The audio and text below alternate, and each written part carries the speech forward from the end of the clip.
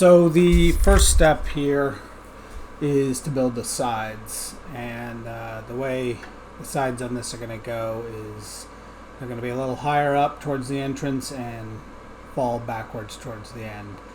When I had originally kind of worked it out in my head, I messed up, which we'll see later in this video, the angles of the in-between pieces. I didn't end up cutting the wrong angle, I just thought the wrong way, which I tend to always do when it comes to angles, and it's something I want to work out so that I don't have that issue anymore.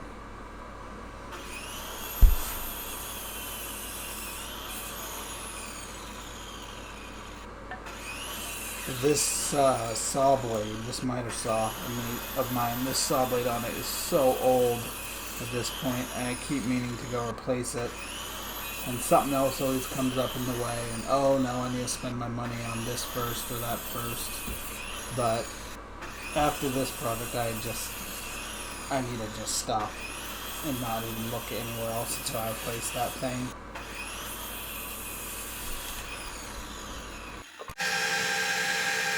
This is why I prefer to work off plans. I kind of always just mock up an idea in my head. And it mostly works out, except for when it comes to angles. It's not that I'm cutting the wrong angle, it's that in my head I'm not thinking with it the correct way, and I end up cutting 275-degree angles inward and inward when I needed inward and outward. So now I'm repairing that mistake. I actually ended up biting the bullet and buying two 40-inch clamps and two 50-inch clamps for this project. There are things I've been meaning to buy anyway, but halfway through this project I just went out and got them. The 40 inchers were great for the sides of these, and the 50 inchers I wish I had had at the beginning, because the deck would have been a lot easier to put together with them. I really don't like chaining clamps together. It's always one of them facing in the wrong direction and pushing up against something. Clamping these sides together was a little tricky because the leveling plane on the so that they could stay level, the posts in between going up against the side beams there, I had to kind of hold it in place right as it was tight enough to hold it, but loose enough to let me kind of nudge it, a couple millimeters, and then quickly actually clamp it down. Those little risers in the middle didn't actually help. I thought they would help, and I think they actually made it harder. If I had just... It was kind of a trade-off, because if I took them off, then it was trying to balance on that thinner piece of metal in the middle, but it would have been more level with the other posts. But with them on, it seemed a little bit more stable, so I ended up keeping them on, and it worked out in the end. The actual top piece, though, that angled piece, it couldn't be in the clamp on both ends, because like I said, one end is noticeably 4 or 5 inches, 3 or 4 inches maybe higher than the other end. So I had the clamp on the low end all the way up at the top, and up on the top end it wasn't even clamping down actually on the wood piece itself, which it was still able to, because of the strength of the wood and everything, it was still able to hold it nice and tight, but I ended up putting some screws in there to hold it down a little bit stronger while leaving it clamped until the glue dried. Alright, we're going to let this dry. Had to really squeeze it in a little bit more than I was expecting. I'm probably going to put some screws in there now, just to give it a little bit of extra strength when I release it. I don't think it'll pop off, but just to be sure. See, I've got this side open. That side I've got one part open here and here as well. And then I can add the second one after I take the clamps off. So I was trying to put this piece together, but I had made one side of it just a little bit too long. So I ended up having to take it out halfway through and sort of shave it down. And you can see that little piece there, it's got a little nub on it. That's just too long. So I was trying to cut it down, and you can ignore any bandages you see on my hand in later shots of this video. I definitely did not cut myself here while sawing that off.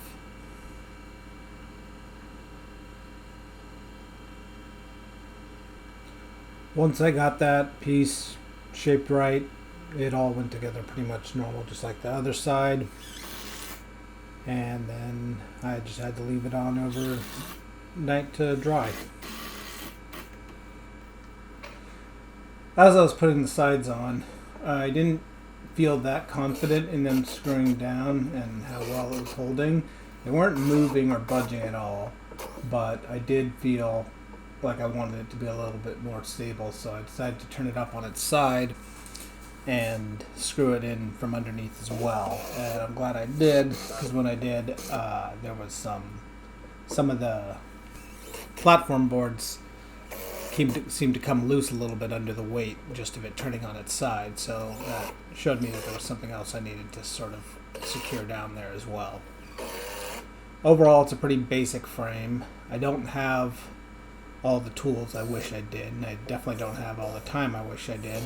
If I were to do this in a much more relaxed manner, take my time, use better wood, use better wood, better techniques, I'd probably not do these little side pocket holes. I'd probably do a much better joint between everything.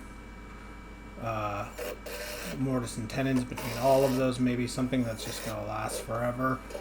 But if I'm going to do all that work, like I said, I'd probably want to make it out of something a lot better anyway. I certainly wouldn't be using fence boards for the sides if I'm going to be putting in that effort. But overall, I like this first project. I think maybe I'm going to just keep these for a few years until I can really put together the parts to build like a full-size kennel for both dogs or however many animals we have by that point. So that's the overall surface area inside now. I did make one little mistake on this that's too much work to undo. That lost me about 1 3/4 inch of interior space on this left side. I'll not make that mistake on the second one. Anyway, right now I'm just going to let all this kind of dry in place for now, and we'll screw that in. I'm thinking of turning this up on its side and really getting all of these bottom boards from underneath as well, just for a little extra.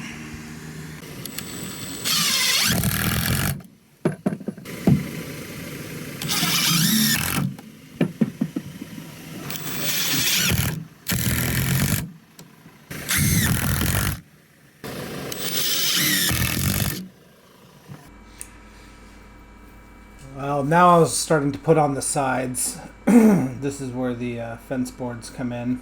But before I did that, I had built the doorway, and again I wanted to sort of secure it up just from underneath. This time there was definitely no boards popping off or moving while I was putting it outside, and there was even more weight, so I was happy about that. The sideboards themselves, once I got them all cut and all that, they were not bowing near as much as they had originally looked. I think because they'd been cut into smaller pieces, and for the most part I didn't have any trouble getting them on there. There's still, a couple of them there that had some pretty cracked open knots, things that I'm going to be having to fill.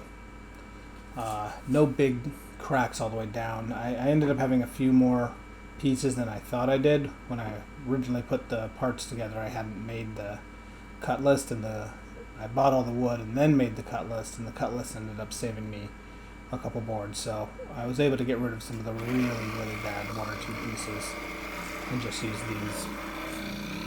This whole time I've been doing all my cuts and everything out here in the driveway. I've got to get my tool shed in order. It's big enough to act as a nice workshop area and everything, but everything has just been tossed in there at this point, and I'd like to go through one day and really set it up. Not necessarily, it doesn't have to be like super organized and clean and all that, but just set up properly so I have a better workplace to do all this stuff from.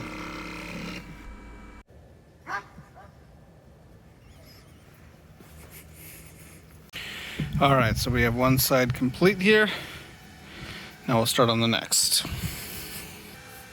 So, because I have all this open space on here before I board up the sides and back, decided to start putting down varnish at least on the inside here, because it's going to be a pain to get to later.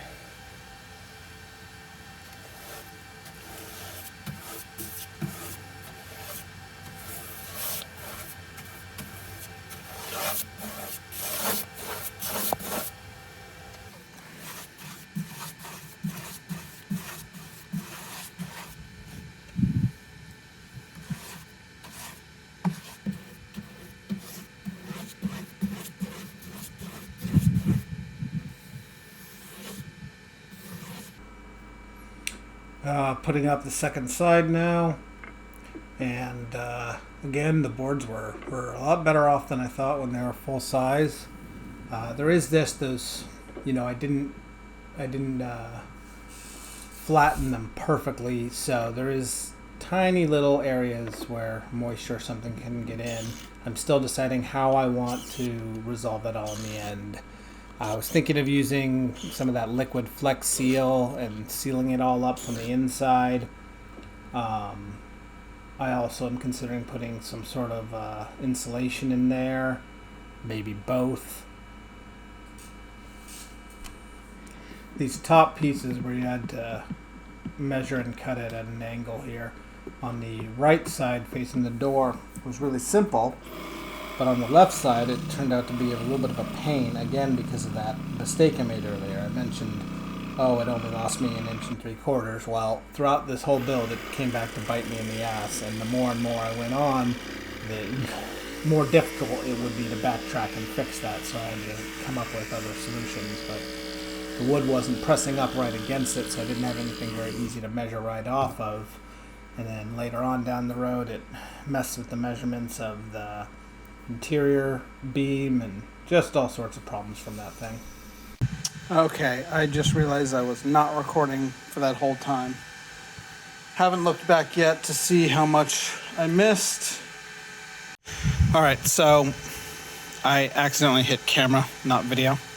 So I took a single still photo instead of recording. But basically started sanding down the sides here, sides and back. And I'm probably going to sand it down a little bit more. And I'm going to go with white paint on that as my best guess. I also found a single screw that poked through there.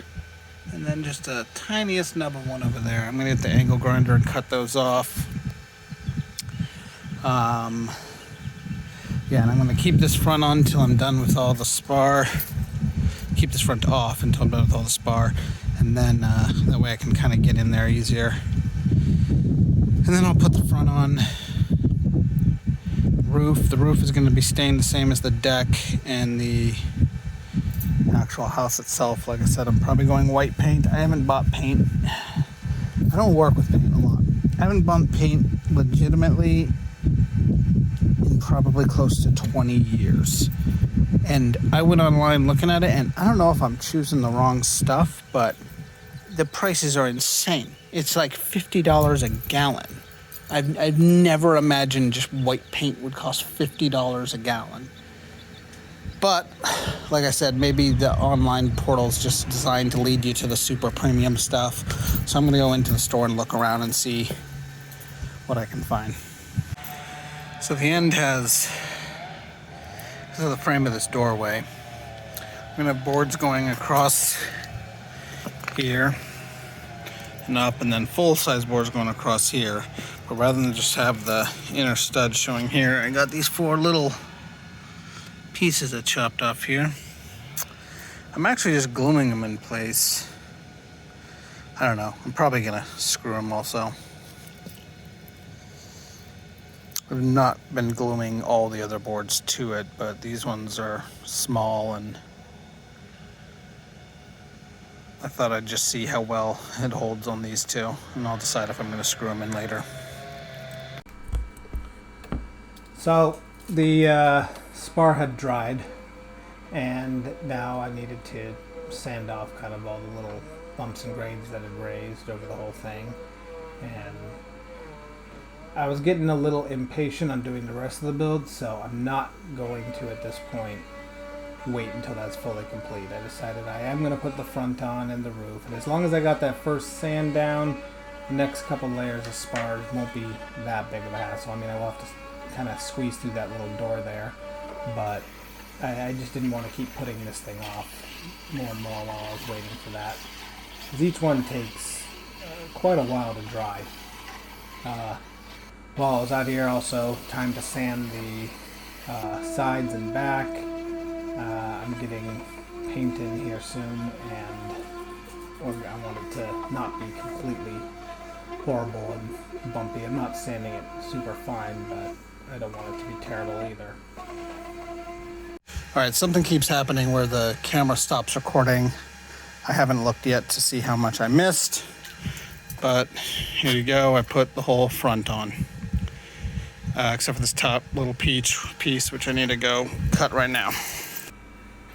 Now, here's the thing. I don't actually own a table saw. I keep meaning to get one. I really want to get one, but I also don't want to buy the cheapest one possible, and then I get regretting it, so I'm kind of waiting until I can get a much better one. It wasn't that big of a hassle on this thing. I think there's 2 or 3 rip cuts in this whole build, so not that bad. I can do it each one by hand, but overall it's still definitely something I want. Putting this little tiny strip up though, the problem I had with that is it was sticking way too far out from the rest. Too far to bother trying to sand it down. It would take all day. So I ended up getting my electric planer out and planing it down a bunch, because it was just, I mean, it wasn't quite half the depth of it, but close to, a quarter to a third of the depth of the whole board was jutting out. So there was something in the 2x4 up at the top there that did not fit in perfectly. All right, well, I think that's probably going to be the end of this part. I'm going to be doing the roof next, as well as painting the front, sides, and back. So the last thing we have to do here is just putting the trimmer on the doorway there, and then I think that's all I'm going to do here, and we're going to move on to the rest in a different video. The trim was technically part of the canopy, but whatever, I considered it part of the front, so I decided to include it in this video.